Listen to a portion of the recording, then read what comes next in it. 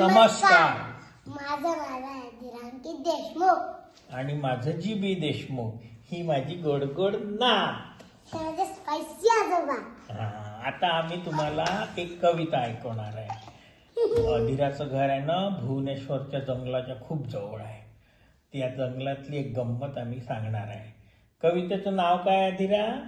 भुवनेश्वरचा वाघोबा. भुवनेश्वरचा वाघोबा. भुवनेश्वरचा वाघोबा. भुवनेश्वरच्या जंगलातून एक वाघ आला. भुवनेश्वरच्या जंगलातून एक वाघ आला. अधीराच्या प्याल्यातलं पाणी पिऊ लागला. अधीराच्या प्याल्यातलं पाणी पिऊ लागला.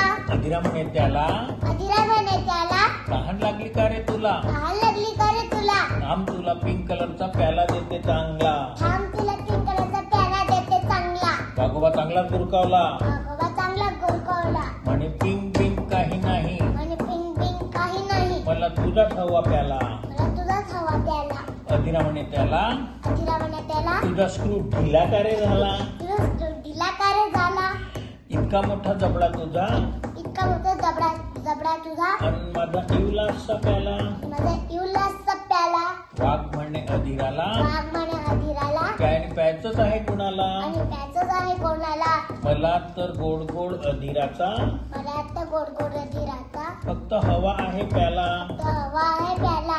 अधीरा म्हणे ठीक आहे, अधीरा म्हणे ठीक आहे, मी देते माझा प्याला. मी देते माझा प्याला.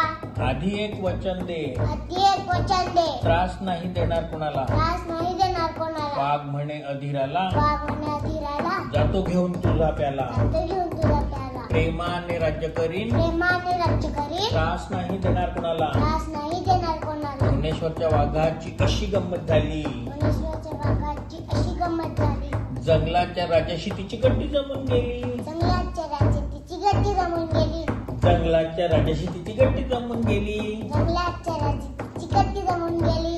जंगलाच्या राजाशी तिची गट्टी जमून गेली. जंगलाच्या राजाची तिची गट्टी जमून गेली. थँक्यू.